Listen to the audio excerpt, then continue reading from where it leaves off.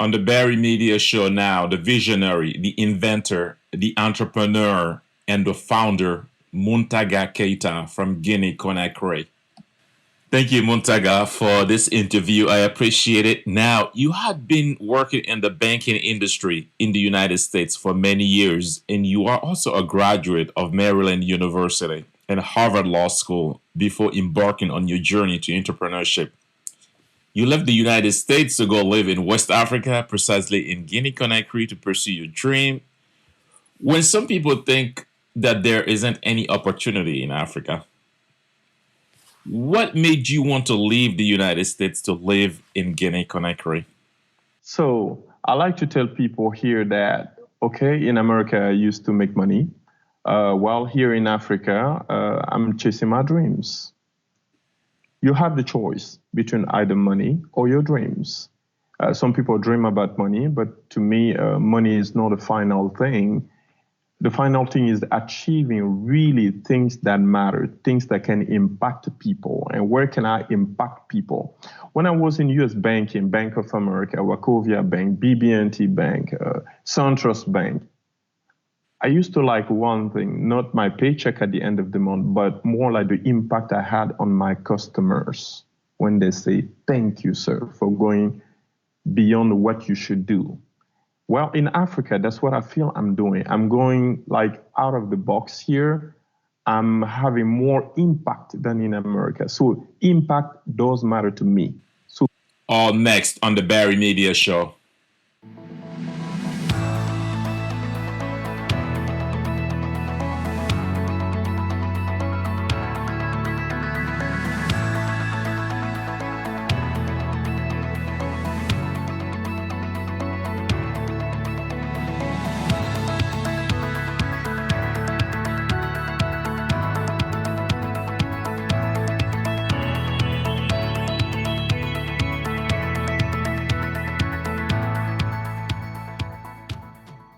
Welcome to the Barry Media Show. My name is Mamadou Barry. Our guest today is Mountaga Keita. He is an entrepreneur and the inventor of the medical kiosk device, a computer device that reads patients' heartbeat, blood pressure, oxygen saturation, also detects cancer and many other diseases. Thank you, Mountaga, for this interview. I appreciate it. Now, you had been working in the banking industry in the United States for many years, and you are also a graduate of Maryland University and Harvard Law School before embarking on your journey to entrepreneurship. You left the United States to go live in West Africa, precisely in Guinea-Conakry, to pursue your dream. When some people think that there isn't any opportunity in Africa, what made you want to leave the United States to live in Guinea-Conakry? So I like to tell people here that, okay, in America, I used to make money. While here in Africa, I'm chasing my dreams. You have the choice between either money or your dreams. Some people dream about money, but to me, money is not a final thing. The final thing is achieving really things that matter, things that can impact people. And where can I impact people? When I was in US banking, Bank of America, Wachovia Bank, BB&T Bank, SunTrust Bank, I used to like one thing, not my paycheck at the end of the month, but more like the impact I had on my customers when they say, thank you, sir, for going beyond what you should do. Well, in Africa, that's what I feel I'm doing. I'm going like out of the box here. I'm having more impact than in America. So impact does matter to me. So, how did you become an entrepreneur? Very easy. I was born in a family where first my dad used to work for company, like huge companies here, like drilling for oil in this country here, long time ago, during the communism time. Well, he couldn't get rich during communism at all because he was working for the state. But then later, what he decided to do is at least to impulse, like my mother, to set up companies. She was a midwife in Matam Hospital here. She didn't know anything, but so his skills, he managed to transmit to her. And then they managed together to open those companies, like several. It started with one. doing like the DHL thing, the express courier. Well, she did it. It works well. They used the money to set up a printing company. Then they used the profit from that printing company to set up a transit company and so on. At the end, they had like 6 companies. So growing up and seeing all that, you learn things. Sometimes they say more is caught than you can go to get to school and a teacher can teach you everything. But when you grow in a family where you see people being entrepreneurs, starting from nothing to everything, I mean, then you say, okay, maybe I can mimic this person, even the style. So yeah, I was born in that type of family where they started things from zero. So you founded your company Tulip. Why the name Tulip? Very easy. I was looking for name, and you know when you're looking for a company name, most people, countrymen here, they like to put their mom's name, their kid's name. Well, all that is fine. Even in America, they do that. McDonald's or some other companies also. But I try here to play with people's mind. Marketing is a matter of like tricking people's mind to remember you. I could have called him mango, papaya, coconut. Who will remember that? Nobody. Too common. And also, I use numerology also. Like the number 5 is better than the number 4, which is sadness and sorrow. Number 5 is more like energy. Number 7 is a perfect number also, and number 9. So I was looking for a word between 5 or 7 or 9, and then something out of context that will compel people like to think again or to wonder why. So one time I was just like cutting my grass here in my front yard, and then I saw that I had tulips. Then I just called it, I started to play with the name Tulip. Then I say, okay, Tulip is with 6 words. Then I say, okay, no, well, I have to do 5 words. So I looked into Google, and then Tulip in English was in 5 words. I say, bingo, I'm going for this. And since that, I have here the macaron here, Tulip, and everybody asks me, why Tulip, why? I say, now you remember Tulip because you're wondering. So it's in your mind. It's like Yahoo. It doesn't mean anything, but you remember. It's like Google. It doesn't mean much thing, but you remember. So now let's talk about Tulip. What does Tulip do?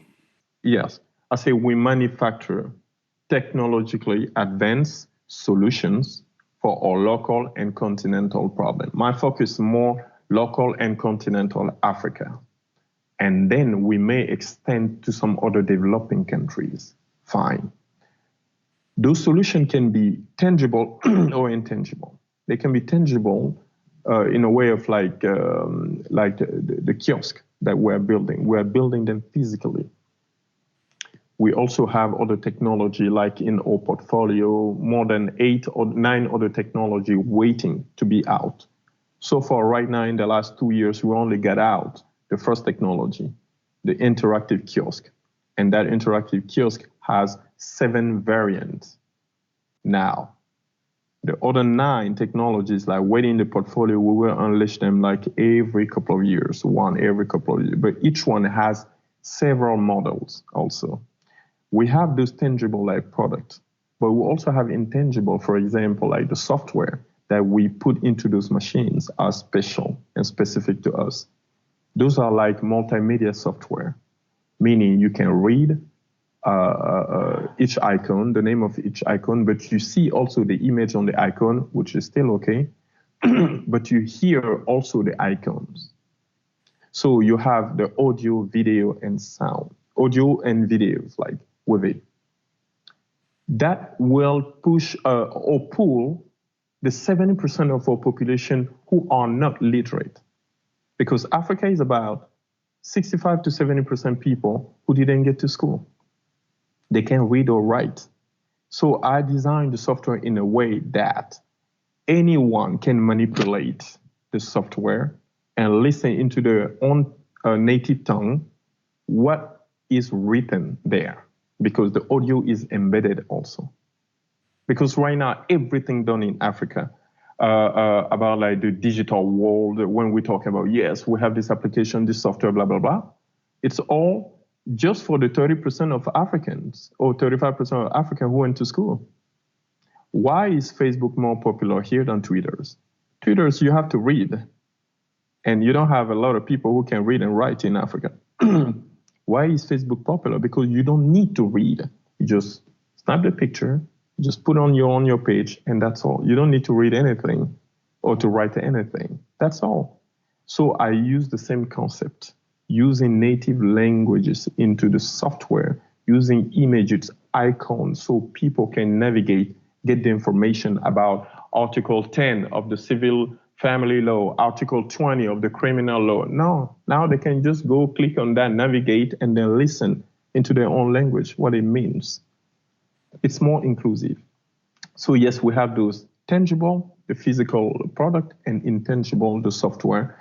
And in February, we are going to evolve literally toward the artificial intelligence, meaning getting some algorithm to compile all the data that we have, medical data or in the agricultural sector, compile everything and get us, try to guess what will happen in the future. That will be from February, March. We'll start to do that officially. Oh, great, great. Yeah, that was a very important point when you were talking about the Facebook, comparing Facebook to Twitter. It hadn't crossed my mind because, you're in one place, uh, but then it works differently in another place. Um, There we go. um, you have to understand those things, and I'm pretty sure one of the things that really helped you to understand these things is by staying in Guinea, right? There we go. There we go. Exactly. Exactly. When I came back here in 2013, it was mind-boggling to see that how many applications like people usually develop, and when you go into the app stores on your phone, and you see like millions of applications. But my uncle in that village in Kindia or my aunts, they know nothing about that, and they don't care about it. They only have Facebook and they have WhatsApp, because in those two you don't need to read and write. So, Yeah. do you consider yourself a self-taught genius innovator? Let's say genius. Everybody on earth has a piece of genius in themselves. The only difference is most people are afraid bringing that out. I mean, they think they would be ridiculed. And yes, I was ridiculed when I started this in June 2014. I was really ridiculed from family first, who told me that, look, this is Guinea, don't embarrass your family with this kind of nonsense thing. This is no Washington, D.C., okay? We understand if he was there, but you're in Guinea. Get to the, okay? Get to the line and be like everybody else, and please, your crazy stuff, keep that for America. To some colleagues, because I used to work for an international company here, who look at me like, and they're talking behind my back, I could hear it, saying the dude still thinks that he's in Washington, but let him dream. This is Africa. He will understand the hard way. I saw that. I heard it. And That is like the toughest thing to digest oh when someone yes, is oh talking yes. behind your back, isn't it? Oh yeah, I could even hear it, because one time I had a colleague who I really appreciated, and she appreciated me. We clicked, and I really wanted to marry her. I mean, I had all conditions. I mean, to marry her financially. I mean, her love was there and everything. But one time she was so influenced by some other colleagues that she told me, "Look, this cannot go on, because I'm a bit sometimes embarrassed that people think that you are like Professor Tournesol in Tintin." And so What? you are disconnected from, yep, she told me.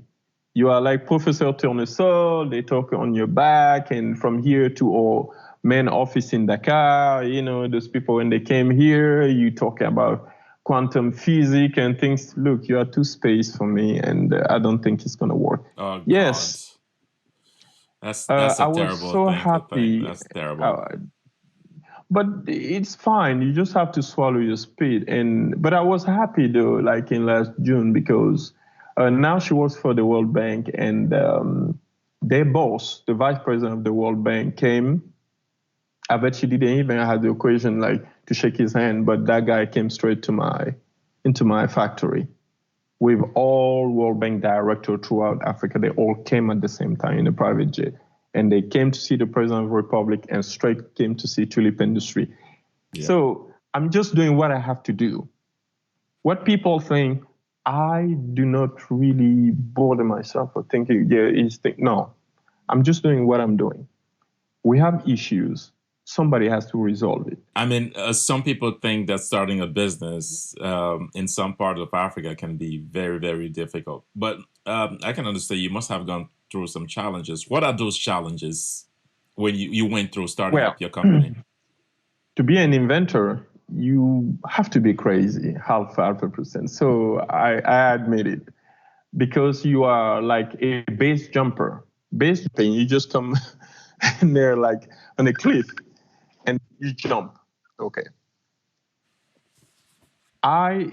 Being an inventor is literally being a base jumper. Okay. It's difficult. To be now an inventor in Africa, it's very hard, extra hard. To be now an inventor and entrepreneur in Guinea is literally suicidal. Do you understand what I mean? Mm-hmm. I hear you. It's literally suicidal. It's really like drinking a poison, like I don't know how to call it, a chemical, the most toxic thing, and hoping like to live. That's what it is.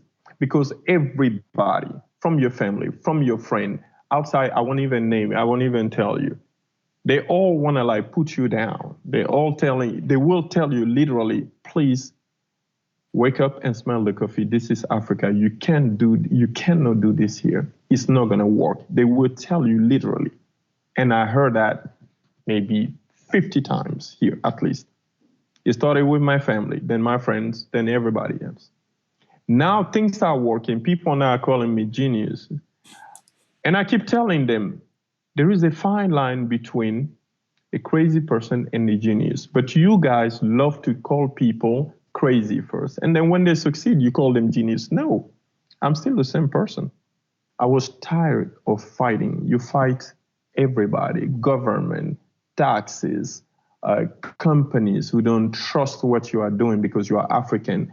I mean, somebody from Asia would come, or Europe would come, bring a solution who only have 10% of the quality that I'm offering here. They would take that person.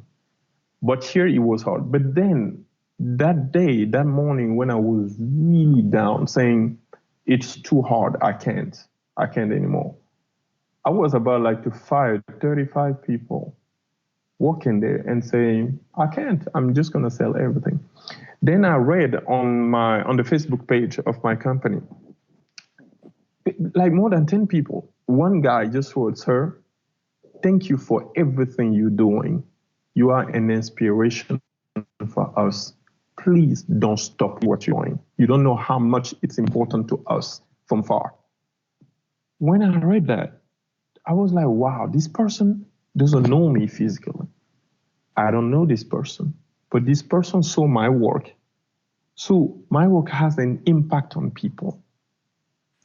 Then I just got up. I met my wife, she was like, didn't you say like you're staying home? I said, no, I'm going to work. Because what I'm doing is so important for some other people that I kept doing it.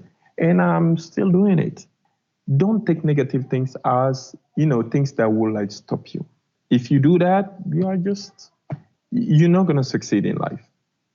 If you meet the first bump and then you stop there, that just means you are made of paper. Just take a drop of water to just tear you. Yeah. Challenge yourself. Like, get down here. Understand what is Africa. It's really the land of opportunity, the land of challenges. Chinese are succeeding here. Lebanese are succeeding here because they don't care about the local politics. They only care about making business. And they are running their business perfectly. They are succeeding. I see. Great information. Now let's talk about the medical kiosk device. Okay, you Yes. invented that has so many trophies and medals around the globe. How did you Mhm. get your idea or concept for the medical kiosk device? It's very simple. First. I started to build the kiosk for students because they didn't have here. I mean, you have a lot of poor students who don't have access to laptops, and or university who don't even have like running like regular electricity. So how can those students be like into the digital world without having the tools? So I say, okay, let me set up a type of computer first. At the end, I found that the best form of computer they can use is the interactive kiosk. You come, you use it, and then you go. Somebody comes, use it, and then leaves also. So I set it up for e-student, e-learning, e-education. Then I went into the city hall here to get some documents. I met a lot of problems, and then I said, okay, can I convert this for student for the e-government? Yeah, I found also like ways to do it, even the software, multimedia software, perfect. Then I was about to go like to Geneva. I was invited by the African Intellectual Property Organization to go represent over 17 African countries, which was a huge responsibility. You are representing a huge part of Africa here just by your inventions because they deliver me the pattern. Okay, then I say I cannot just bring an interactive kiosk just like that and present them Windows 10 or something. I say no. E-education, I say no. People are more interested into health. I say, okay, what kind of health? Then I went to school myself about then e-health. Then I found out on this planet, you have very few machines capable of doing the e-health. Very few. If you look at the number of like machine like built, I said this is incredible. People are just dying like houseflies everywhere, and nobody think about like building a machine so people can interact. Right now, I'm saying you are saying me with my gestures. Fine. Okay, why can't I see your heartbeat? Why can't I see the oxygen level in your blood? So I say, okay, well, then I started slowly. I developed the whole concept in 30 days. 30 days. From the first to the 30th, I was done developing that. Even the software, because I started with the idea and then I told my software developer also to start building it, and I put it like in a whiteboard exactly how I would like things and it designed according to my specs. And each time, it was trial and error until they're perfect. Like during the 30 days, it just took 30 days for the software. The machine also, I managed to recalibrate the machine to rebuild it. It was an old machine that I rebuilt it into like an interactive kiosk for diagnostic and telemedicine, and it works. We were just stoned. We finished like the work around 5:30 a.m. That very next day at 8 a.m., I went to the airport to send it by air freight. Uh, 24 hours later, I took my flight to Geneva. I went there, it's 85 kilograms. I received it and I had to deploy it myself. It took me 5 minutes alone to deploy it and get my heartbeat bits like on that, all the graphs and everything. Then I contacted my team here. We were able, like, interactively. I mean, they could see my heart beating. They can interact with people in the fair. People like walking like near my interactive kiosk. They could interact, tell them even my heartbeats, the oxygen level in my blood to those people while they were sitting here in Guinea, and then boom, people were happy like to see that because they had not seen that like before. The way it was, a deployable in 5 minute telemedicine tools, they had not seen that before. So now you the only device that you have out, it's the medical kiosk device. Is that the case? Is that Oh is that no, is I that the have actually the education device, the education first. That was the first one. The e-government is out. E-business, regular e-business is out, and then the medical.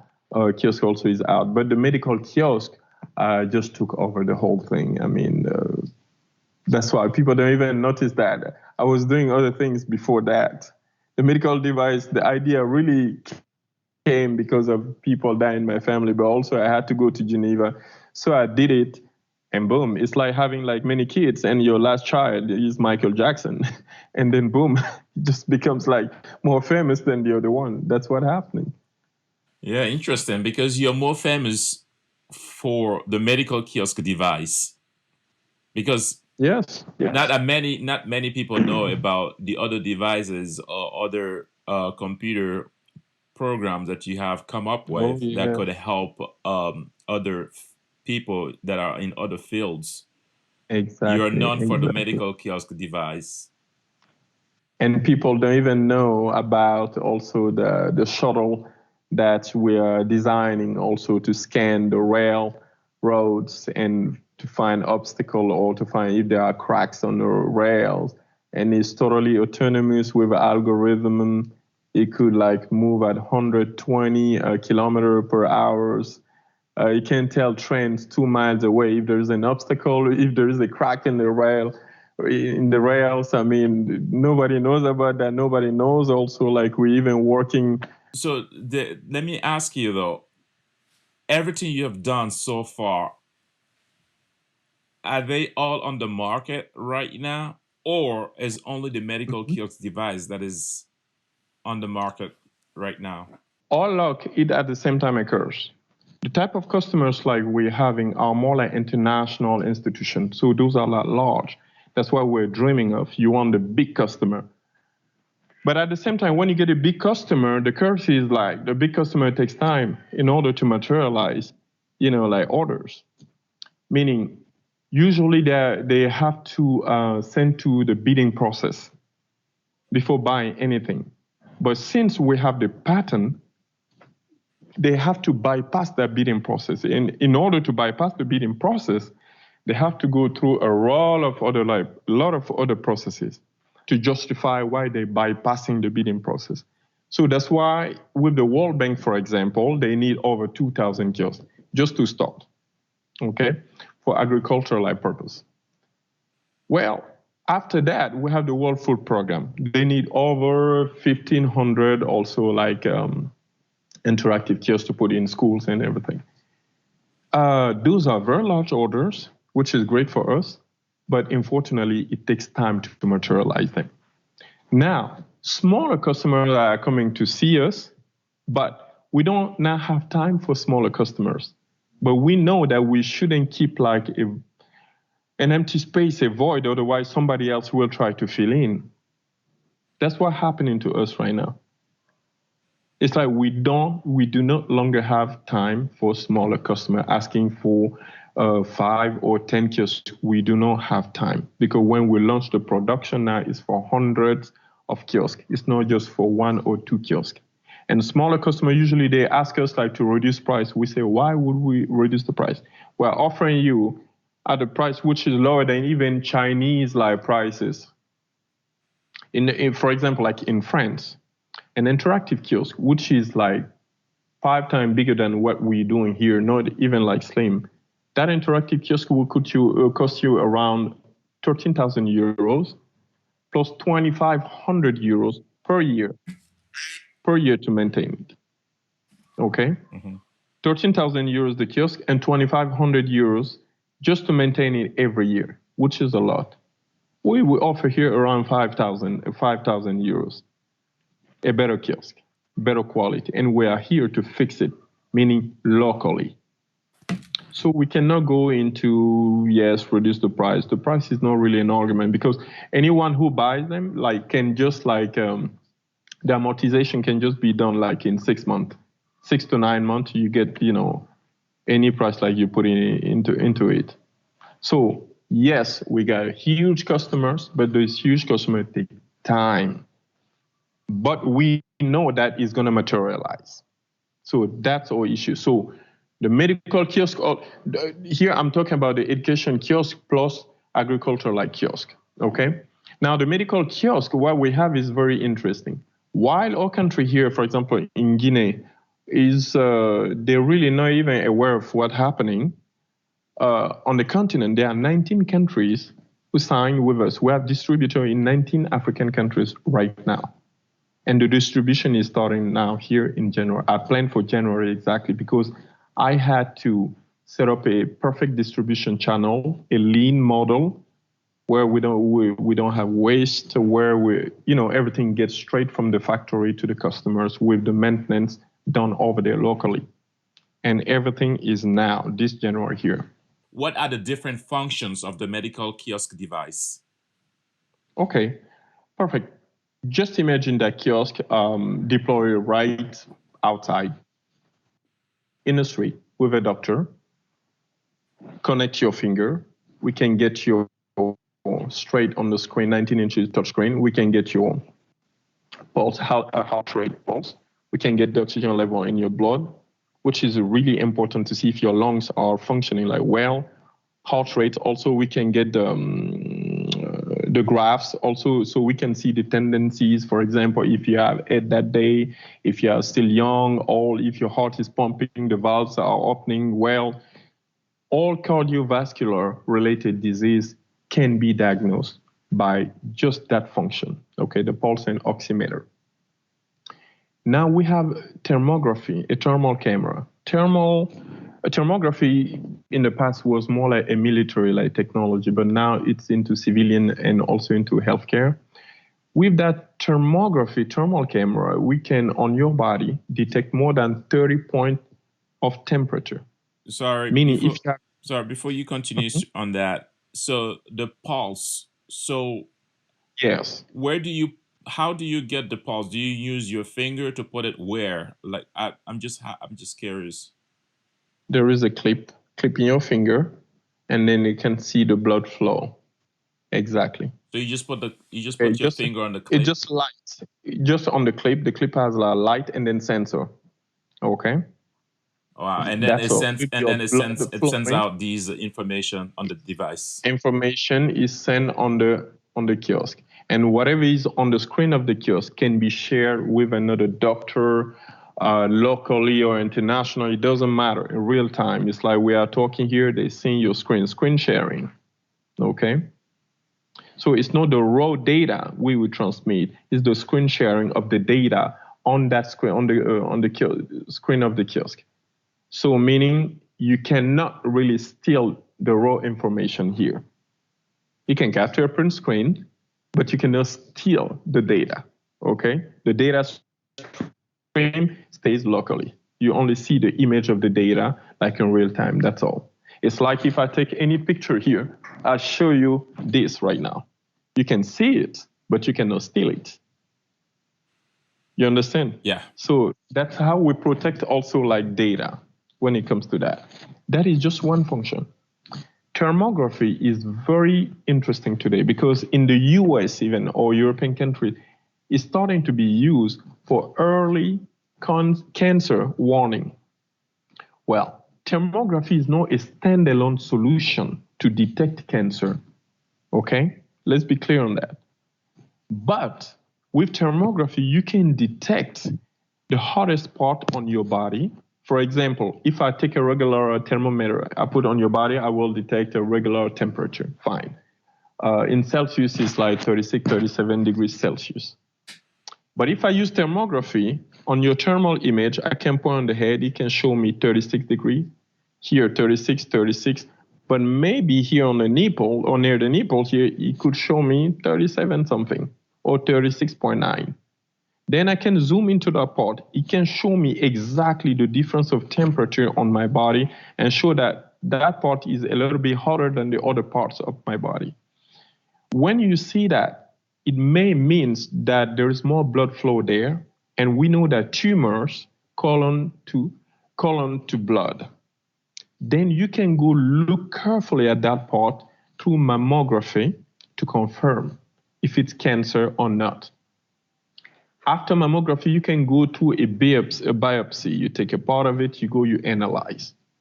So thermography is the least invasive tool now used to help detect cancer, to help detect. I didn't say to detect, but to help detect cancer.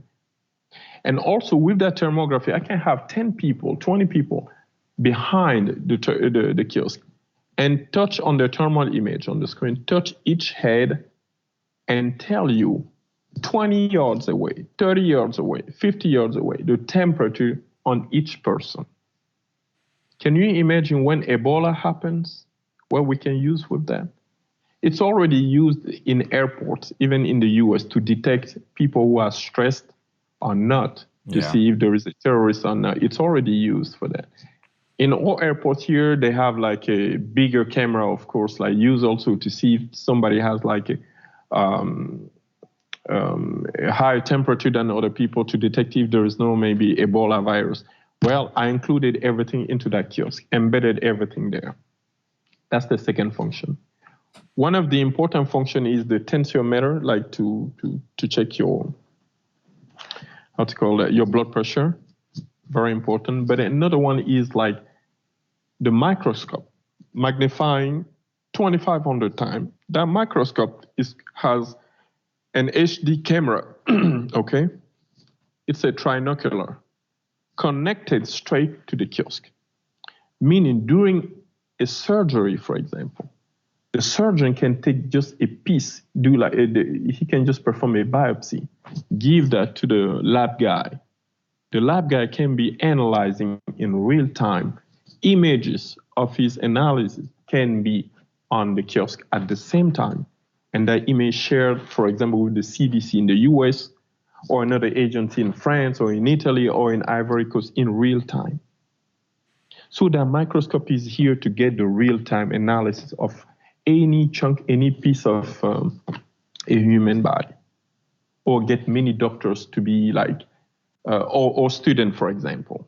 Everything can be done, and student in a medical school can be watching on the TV like in real time what's happening through an internet connection. What else? We have also the ultrasound. We have two types. The first type is from 3.5 megahertz to 5 megahertz. That's more like to check like on fetuses, okay? Because the penetration is a bit deeper, but it's less precise. I mean, we have another ultrasound more precise, which is between 5 megahertz to 10. That one is more used, for example, to detect, for example, like cholesterol deposit, for example, like in arteries, like behind the neck. Okay, it's more used like for the heart. It's used for it's more specifics here because of the waves, the wavelengths. Here we're talking 10 megahertz instead of 3.5 megahertz. Okay, with that between 5 and 10 megahertz, that ultrasound scanner can be used to check 137 points on the human body. Okay, 137 points. And then one of the interesting thing also with the kiosk is like we have what we call the endoscope. That endoscope can be introduced into the anal part, or can be introduced into the throat, or can be used to look at inside the ears, inside the nose, if you have like polyps, or with a cone, silicone cone affixed to that endoscope, we can just like scan the skin, okay, for any skin disease also. Have all those images on the screen, have all those images retransmitted in real time into any other medical school specialists like around the world. At last, you have the autonomy, 2 to 3 days autonomy on that kiosk, meaning you can deploy in the middle of the street here. It's gonna work. It has a small solar panel, 50 watts, which is largely, really like enough to recharge the internal batteries and to keep running. That's all. So we have now a mini hospital, mobile hospital that you can put in the back of your SUV, get to a village, any city, and diagnose people even outside. You can do it. Oh, great. That's a great description of the device. And not even like to mention that now the device prints the medical prescription. The medical prescription, when the doctor finishes diagnosing, he puts his comments and everything. He chooses the type of disease. He put in a basket that were held for statistic. He chooses also the medication he wanna prescribe.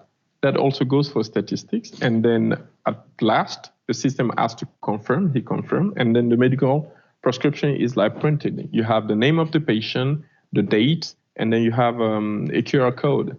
Only the pharmacist, when you get to the drugstore, that the drugstore guy can, with our application, scan that and decipher which kind of medication to give to the person. So we have statistics, and we can fight also illegal drugs. Yeah, but let's not forget the illegal drugs are usually made by more developed countries, not us. They're made by more developed countries. They are made by, and that's what's happening really. It's a black market handled by them. It's not by Africans. Those illegal drugs are not made in Guinea. They're made in China, which is a developed country. They're made sometime also, I would say, in Europe, strangely.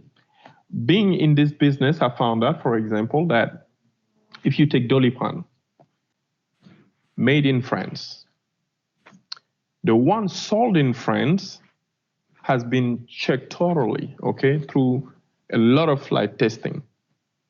But that same company in France has a large amount of also Doliprane coming to Africa. That part is not even checked. They don't care what is in there.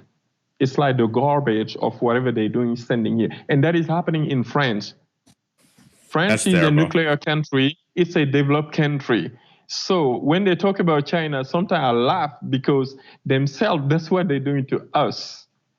They are, that company building Doliprane in France is selling to French people Doliprane checked thoroughly, selling to Africa garbage Doliprane, not even checked, which can maybe kill you or whatever, but they do not care as long as they're selling into a continent and people cannot even verify if it's good drugs or not. So even legal drugs coming here are in fact illegal drugs because they are not even checked, and those are coming from France. From America, usually what we have, and other Western countries is they're using Africa as a testing ground, okay? In Guinea here, they already had a few years ago a vaccine that was brought here. Every child who received the vaccine got sick, really sick. And that wasn't one child, it was hundreds of them getting that same vaccine. And that vaccine came through an international institution here. The international institution, I bet, went to buy with the lowest bidder into those from those Western countries. So it's a bigger problem. It's not just a developing countries, it's developed countries dumping also here. And China is not really the guilty one. Okay, in Guinea, we have more than 120 licensed distributors, which is insane. Usually countries have 1, 2, or 3.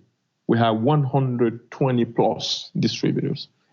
Each of those distributors would get orders from traders in Medina. Those people buying juice, buying candies, So they will tell the licensed guy, okay, you're going to buy 1 container, but I'm going to give you money for you to buy me 20 additional containers. So you bring 21 containers on your name. And when they get here, I pay you what I have to pay you. You give me the other 19, okay? The licensed guy say, okay, fine, I'm making money. And that's how they do business. And when I was in that company, I saw the entire business. Getting here, medication bought in China and dumped here in the market in Medina. And what is strange, when I was talking also to the patent guy, the people who patented my invention, they told me the issue is not really China. The issue is our own people, all traders, people having money in our countries. They get to China, they tell the Chinese guy, I want to counterfeit Doliprane. The Chinese guy say, okay, we can build counterfeit one, 50% active agent in there. So the pill is just 50% active. The other 50% is just flour or any other thing. Fine. It can still cure you half. You need to get twice more. But the traders tell them, okay, you selling me this at, okay, $1 the unit. No, I want to buy 20 cents. So reduce the active agent to 5%. And the Chinese people tell them, sir, if we are Chinese, that's really going to kill now people. 5% of a pill cannot cure somebody. They will die. And the traders, all parents, tell the Chinese people, you do it or I'm going to see your competitor, okay? That's what I want. I'm the buyer. You do as I'm telling you or I'm going somewhere. And the Chinese say, okay, that's your responsibility. I'm going to do it. Wow. They put 5% active agent. That's what's happening because I got this information from the real people here concerned about that, the patent office here. I got the information from my own experience working in that international shipping company, seeing what's happening. It's not somebody who told me. I saw it also. So all own traders here are responsible in Africa of what's happening. All governments are responsible because they're closing their eyes to that. In Guinea, when the president asked to have 3 distributors, licensed distributors, the Minister of Health himself fought the president to impose at least 52 distributors.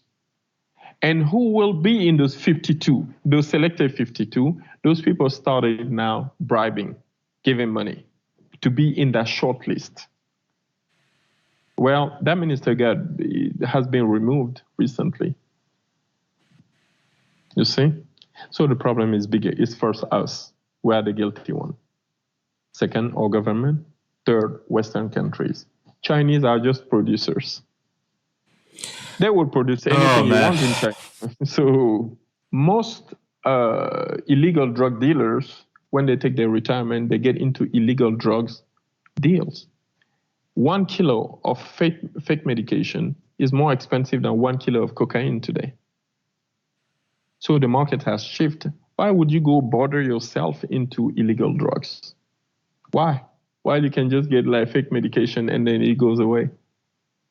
Why would a minister fight to have 52 distributors? And that is in the news. You can go and Google it in Guinea here. It's in the news. So it's public information already about the minister fighting to get 52 distributors instead of 2 or 3 like Ivory Coast, like Senegal. Everything I'm telling you, go check it, go Google it. You will see it's already like in the news. So they all know, but nobody act on it. But the president has changed the minister. We have now another minister of health. Hopefully he's going to be conscious about that. And then, yeah.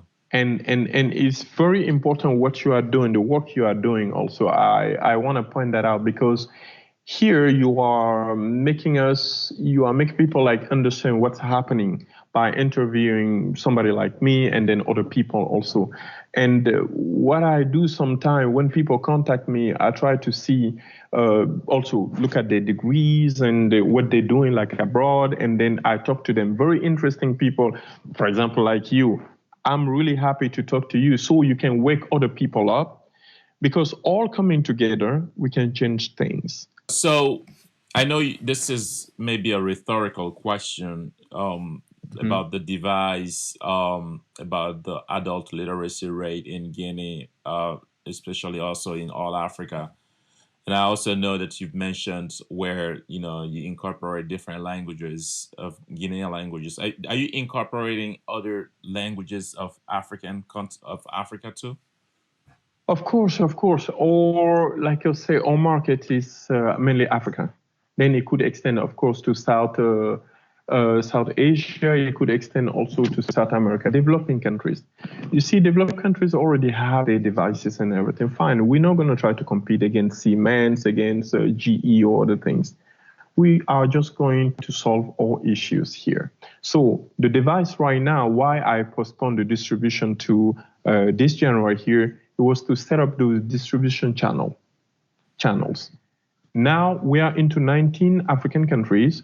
We have signed agreement with local distributors who will be doing the service, who will be servicing the machines also, doing repairs and everything if needed. And into those countries, the distributor will then, each time we have like orders, They will tell us the specific of the countries so we can calibrate the audio. Then in Senegal, it's going to be in Wolof. In East Africa, we're going to put more Swahili. And in Congo, we're going to put more like Lingala. In Tunisia, for example, in Algeria, we're going to be putting some light Arabics also. In Morocco, the same thing. But it's customized productions here. So that's what we're doing here, customized according to the country. And that's why we have those local distributors. What is it and what are the different components that makes this device to keep functioning without electricity for a while? Here is what we did. It's we found that first the thing is like we had to build a device which use the least amount of energy, voltage and amps. That's what we did first. And second step was to put in the largest batteries possible, because it's just 7 centimeters thick, the whole device, okay? On the center side, you have 9 centimeters like thick, okay? It's 9 centimeters thick. So we managed to embed the largest batteries possible for that. And those are gel batteries. With those gel batteries, we're not using lithium because lithium is too dangerous. You have more like amps, okay, but if you have a boom with that, you can destroy maybe an entire, you can level a building with that. So no, we don't use that. We use dry batteries, gel batteries for that. And we have, for example, like a total of 36 amps, while we are only using 2 amps, like 1.5 amps. Okay? Amp, 1.5, 1.8, maximum 2 amps, while we have 38. But at the same time, we have this small solar panel, 50 watts, which is just out there. You can put out of the window, outside, and then it keeps like feeding the kiosk. Also charging the batteries continuously. But when nighttime comes, like at 5 o'clock or at 6 o'clock, depending where you are in Africa, well, you have the batteries like kicking in. And most people will use it maybe until maybe 1 a.m., or maximum maybe in a hospital, or maybe use it continuously, like throughout the night. But the next day also, the batteries keep charging. Right now, what we have, when we started with one battery, we were able like to run it an entire day. From morning, like we left the office, the testing, we stopped the testing at 7 p.m. It was still perfectly running. Then we doubled the batteries again. We say, it's a medical device. It needs to be perfect. We don't want batteries to run out. So we arrange in a way, and also we have a 32 like bytes like computer like below that regulate the electricity, the distribution of electricity throughout different organs, and how to economize like electricity from this side to kick more here or here. So there are many things there are many things in there to run just the electric part. There we go. There is a small computer for that too, internally. And that's what helped the device to function. And that's where also we got also the patent because of that specificity, because most devices build Siemens, GE, or other things, you need to run a clean 240 volts. In Africa, we know it's not like that. You need pure energy for those. Any variation, you can destroy those machines easily. And they rely on huge infrastructure also. You have to really spend money just to install them, just to maintain them. The day before yesterday, I was in a meeting here, international meeting for financing medical security in Guinea. I was a panelist. And one of the panelists explained that, look, we have so many devices in the health ministry here, but the devices are coming from countries who don't give us like support, technical support. Whenever we have like a repair to do, the machine is gone, it's finished.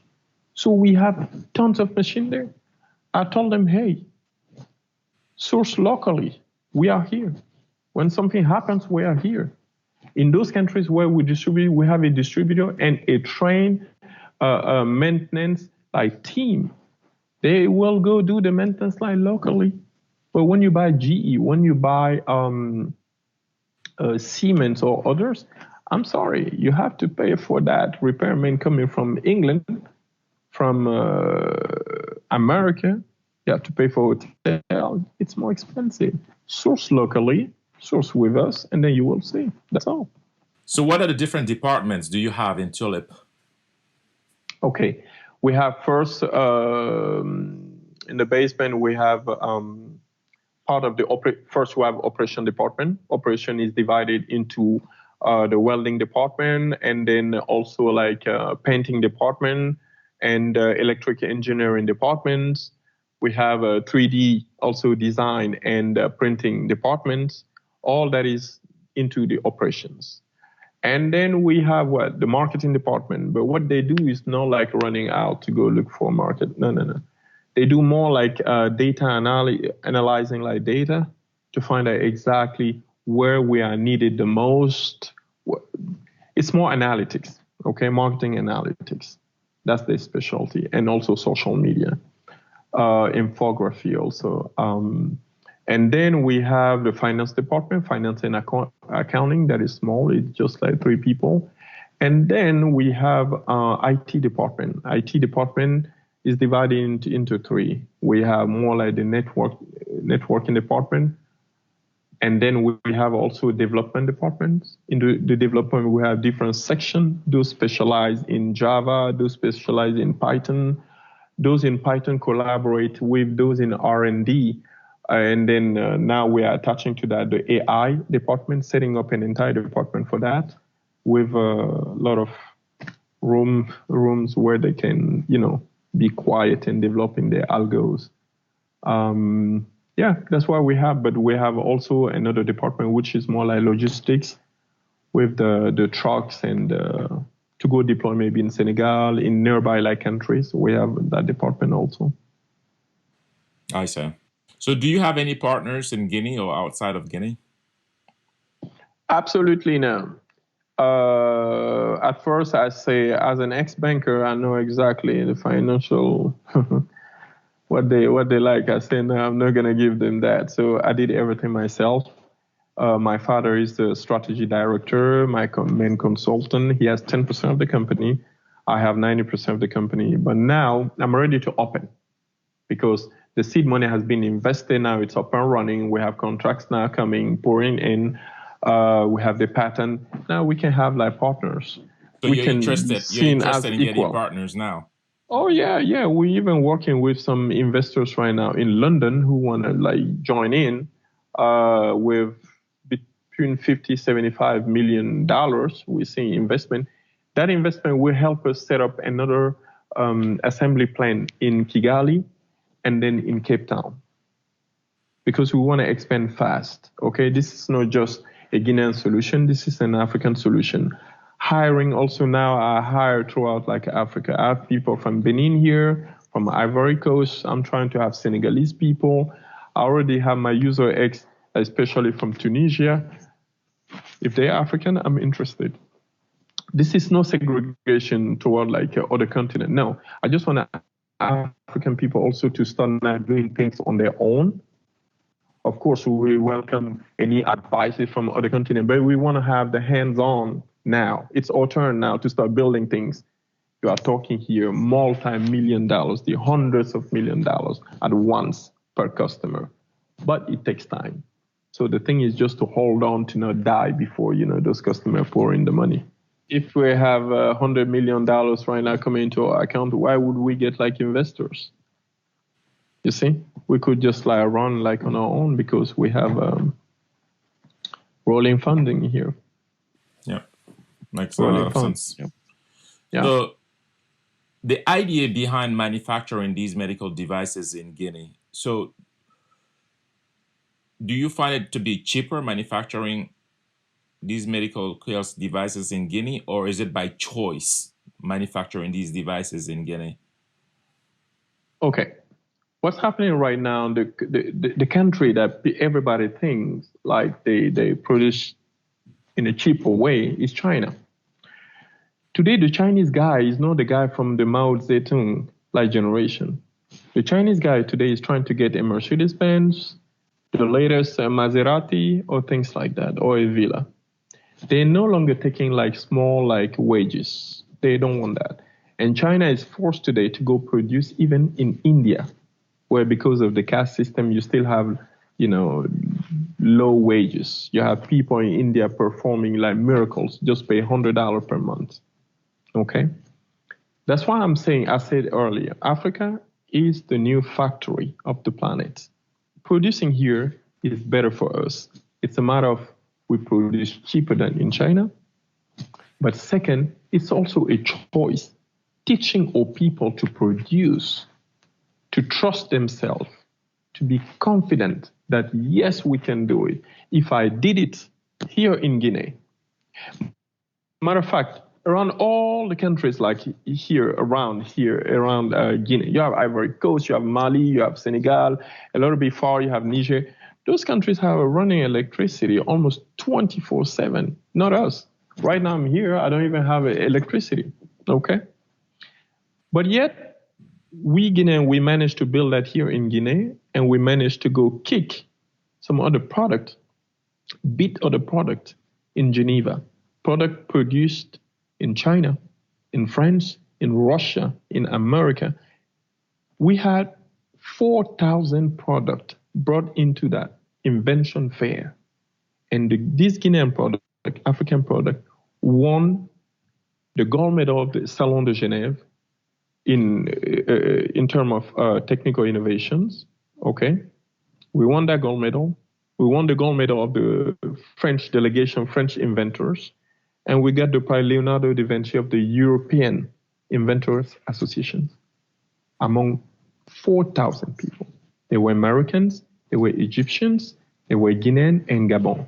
Guinea won in Africa, and Guinea won among other countries also around the world. We didn't take the final cup because there was like a final cup. A company in Taiwan, I believe, won it, okay, for the works in, I even forgot the field. But we got gold medal, really respectable. So if we manage to do it in Guinea with no electricity, can you imagine what we can do with more funding? If we trust ourselves, if we join hands together, Senegal, Ivory Coast, Guinea, and we produce as one, it would be huge. That's what I believe. So it's a matter of choice also. I want us to trust ourselves that we can do better even. We are going into the same foreign schools. I went to Harvard. There are some other Guineans also who went to Harvard Business School, some others in Yale, I believe even maybe in MIT, at Oxford, in London. We study in the same university than the same universities than them. Why can't we produce like them? So let me ask you, what are the everyday challenges you and your organization go through? Millions. Millions. The challenges are more resuming one thing, the minds. The minds. Africans have in their minds that everything coming from the white person or from Europe or from somewhere else is better than things made here. As simple as that. So if you make things here, they will be the first saying, oh, no, I'd rather buy outside. I already have that from an MP here, member of parliament here. I went to present, the parliament invited me. But before I start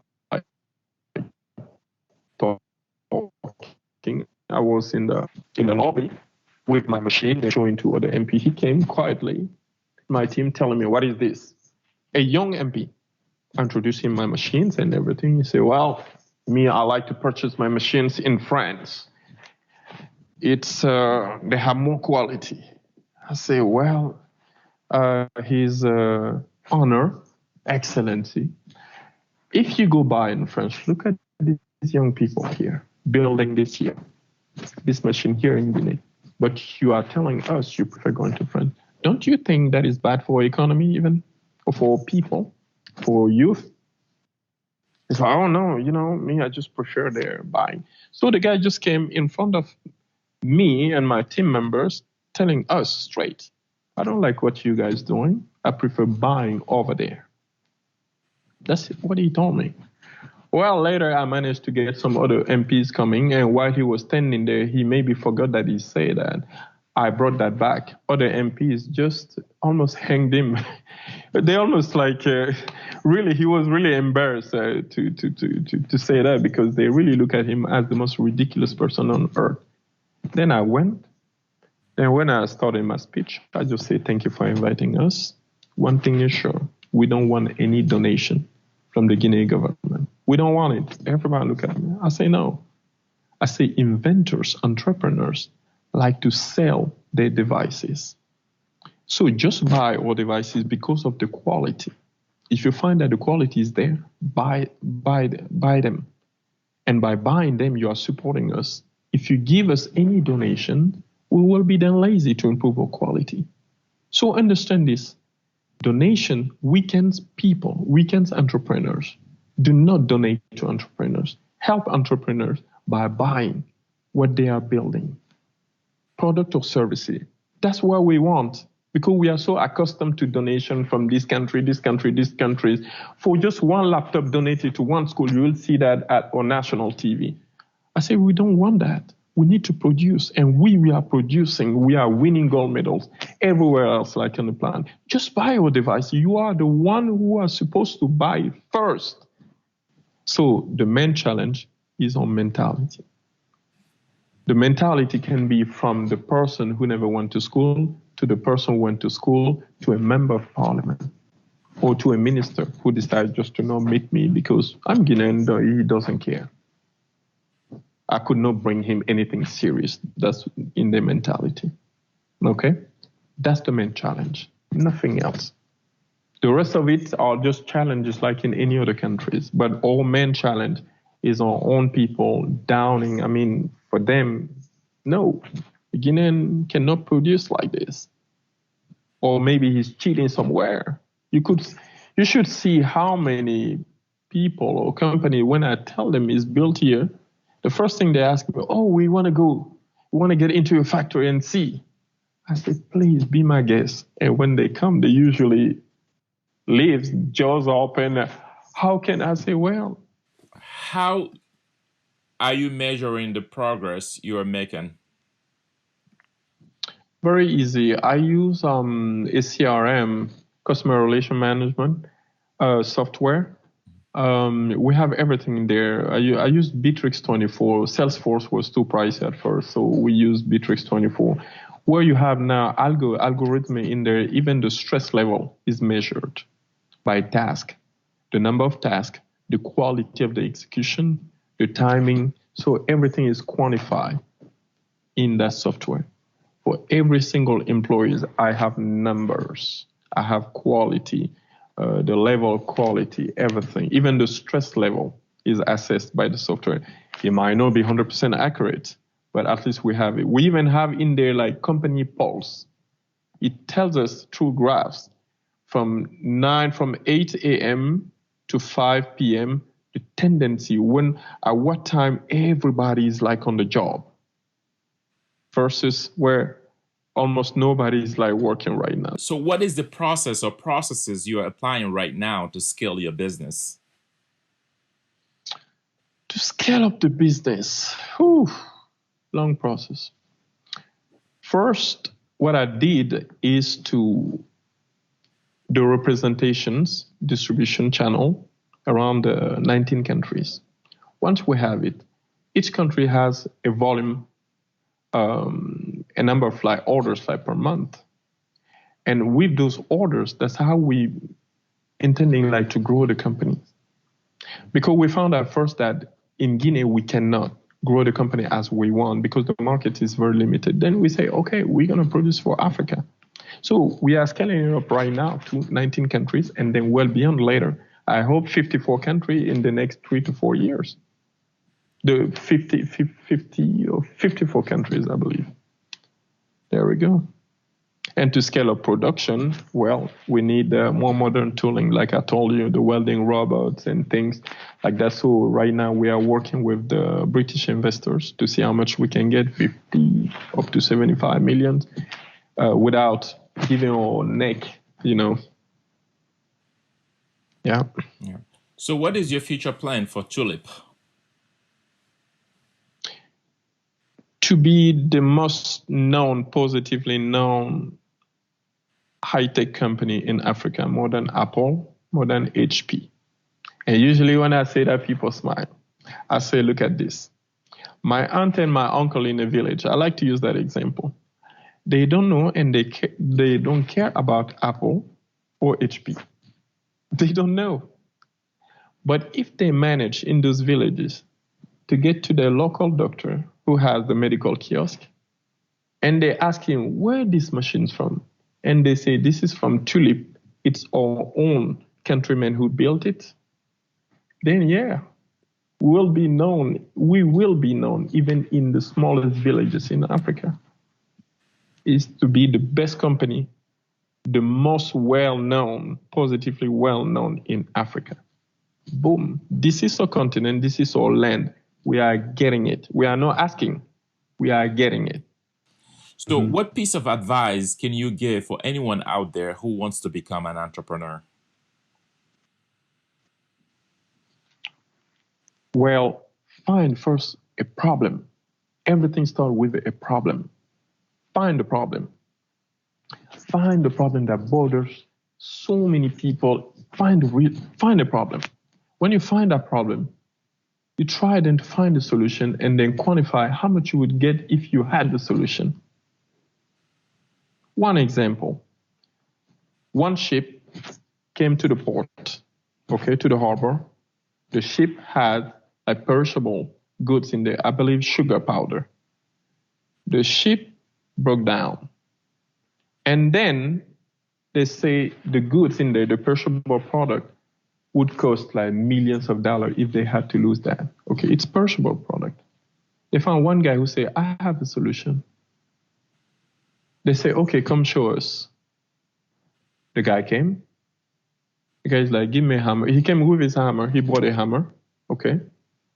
He came. He listened with a stethoscope. Came. He listened to the engine. He went to a point and he hit it twice, 3 times hard.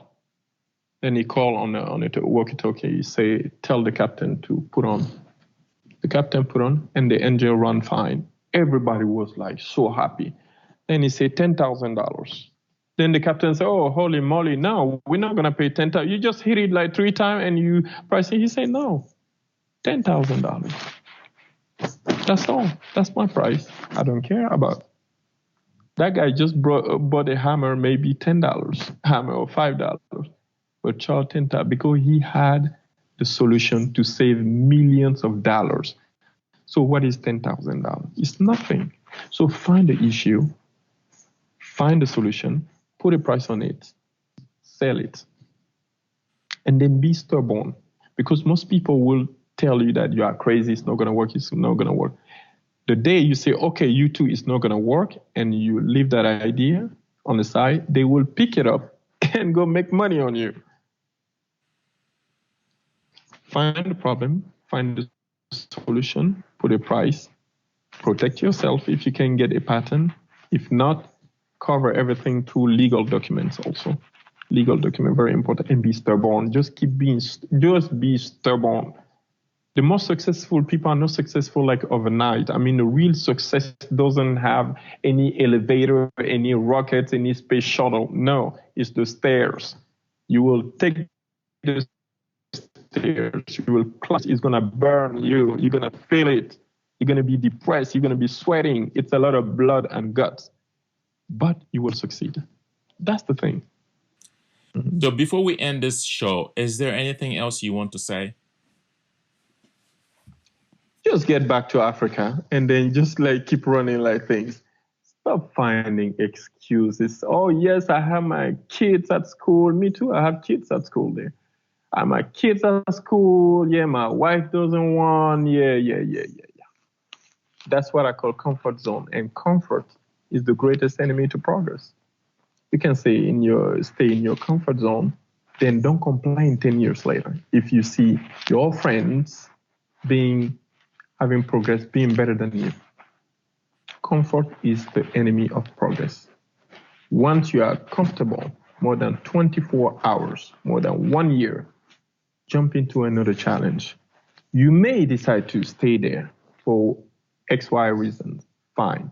But do something that will link you with Africa. So one day you can say, hey, me too, I brought my contribution. For example, your show here, what you're doing here, it's a great contribution to the betterment of our nations, of what we're doing, of entrepreneurship, like in Africa.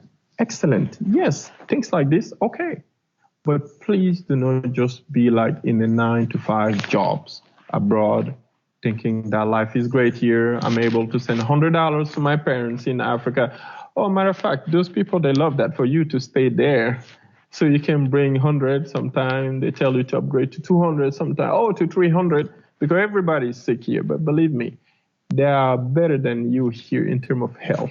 You are struggling there. You are a cash cow. This continent will be half of the world population in few years. In the next 5 years, in 10 years, 2030, 43% of Africa will have reached the medium to higher income level. 43%, which is huge. Here we're talking about people who have a better income than Americans. America is just 340 million. Now take 43% of 2 billion people. Take 43%. Oh yeah. You're almost like what? You're almost like at 8 to 900 people, 900 million people. That's a lot. Which is like three times more than in the US. Three times the population of the US. Sure. Yeah, we are going to have all those people being medium to high income level. And you still think Africa is behind? No, you are behind maybe, but you still don't know. In America, if you have $25 in your bank account, you have no school loan, no car loan, no mortgage. Well, you belong, I believe, to the 10% of the richest Americans. If you have just $25. In Africa here, what is strange? You have villas, people don't know they are rich yet. Most of the villas, for example, where I'm here, the land, empty land, is just $300,000. With the villa, you add another 200,000 easily, or 300,000, depending on the villa. You have around $500,000. They're sitting on it. It's their house. They have the title. They have everything. And they think they're poor. They still didn't get it. That they could get any like house loan or house line of credit of 100, 200,000 or 300,000 on their villa and set up any business of their choice. So people are sitting on money and not getting it because nobody told them they're sitting on a wealth. The land is the wealth. If you own your villa and your villa costs $500,000, you're in Guinea, you are rich. How many Americans can say that? Now the world is small. I can be in Guinea, have the same quality of life, or much better quality of life than someone in the US. Dude, so don't be snob, please, other Africans.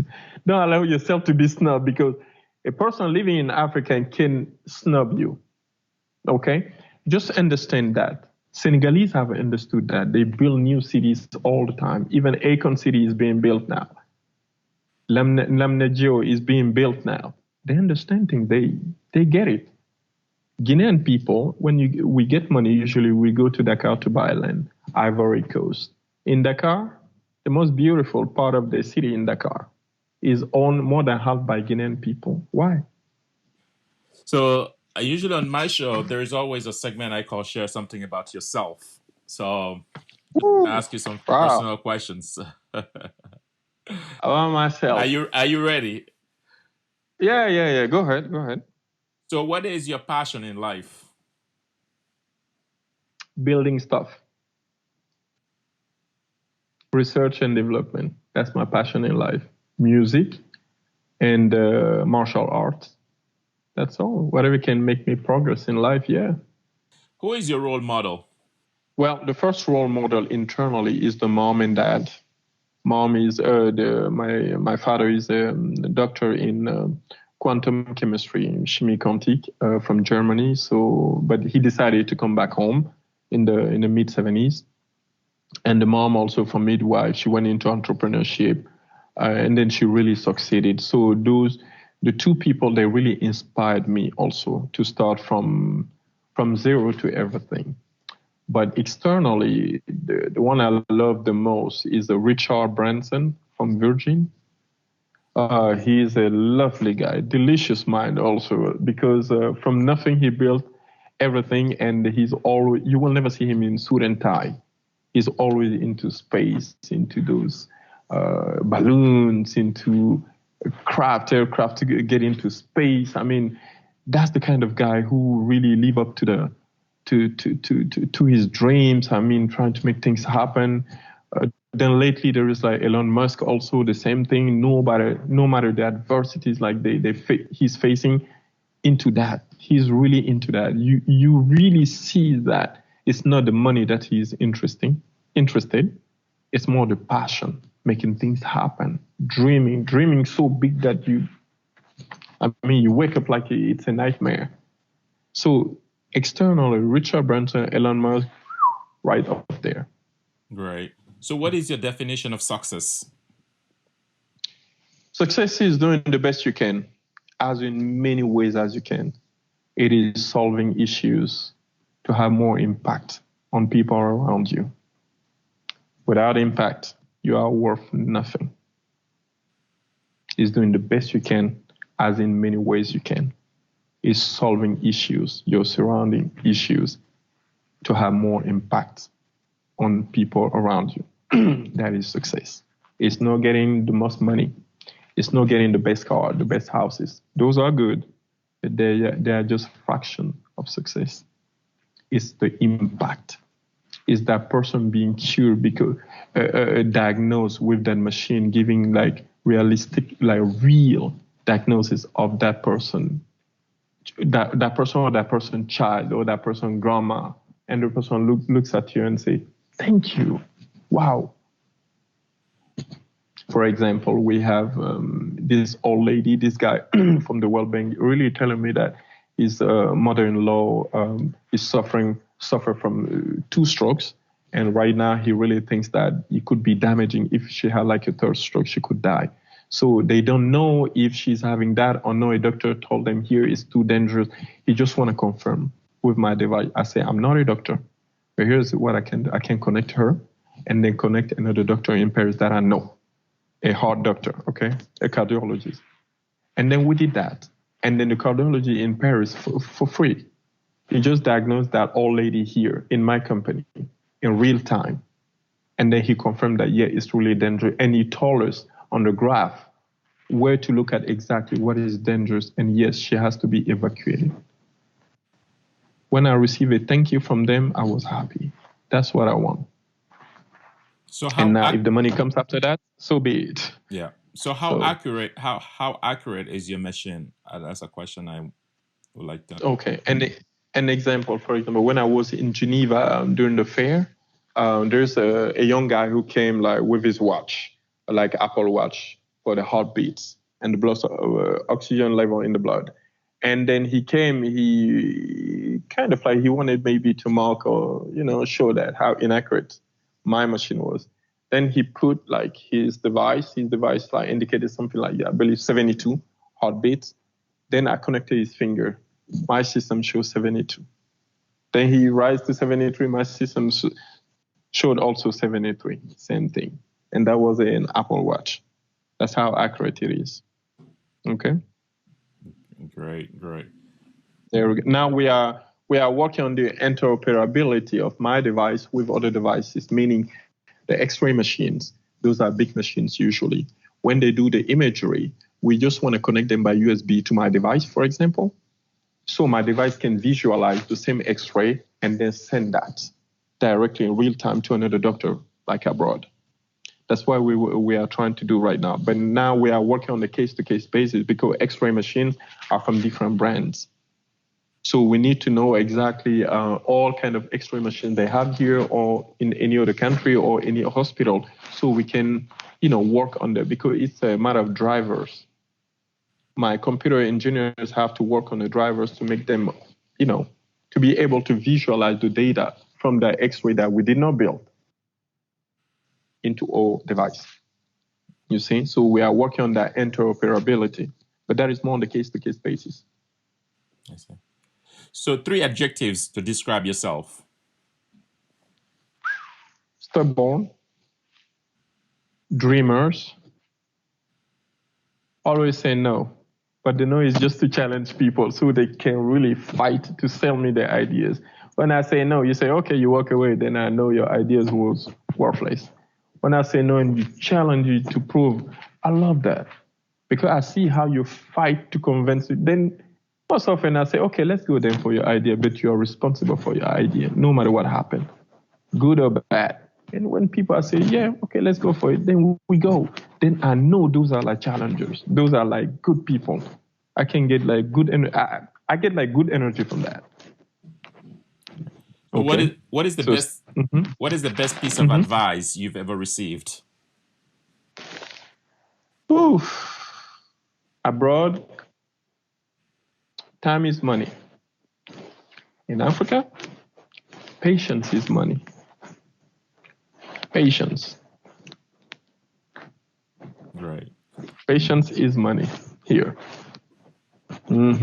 Patience is really money here. If you're not patient, you're gonna lose it. And most of our countrymen, when they come here, usually what happens, they're impatient. Usually they think things have to run like the American ways or the French ways. Oh no, c'est long, c'est da, da, da, da. I used to be like that. Hey, yeah. That's why I end up going to the cardiologist for heart palpitations. But then I found out sometimes when you think about nothing, just watching your movie, somebody can just call you and say, hey, sir, it's been 6 months. We've been trying to contact you, and sorry, we lost your information, but we are really interested into your machine. So things just fall into there naturally. Naturally.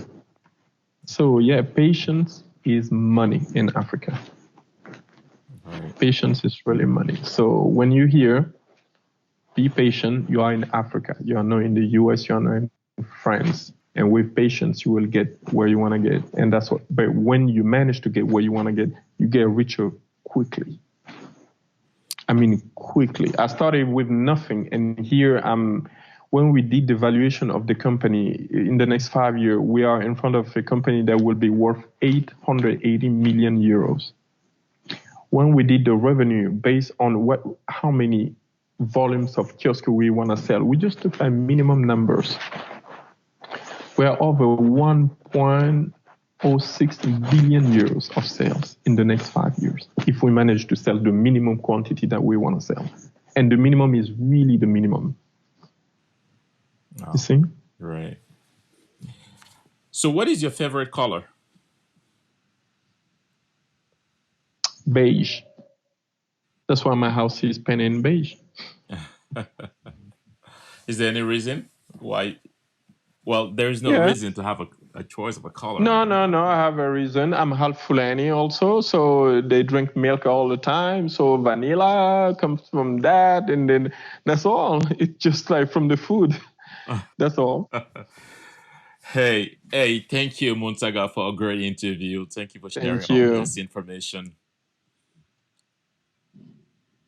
Thank you very much for having me on your show, and hopefully this will. Thanks to my guest, Mountaga Keita from Guinea-Conakry. Thanks to you for listening. Visit his website at www.tulipindustries.com. That is TULIP as in Paul, IND as in dog, US, T as in Tom, RIES.com. Tulipindustries.com. The Barry Media Show takes you places that you have never imagined. You can find me on Instagram at Barry Medias and on Twitter at Barry Medias.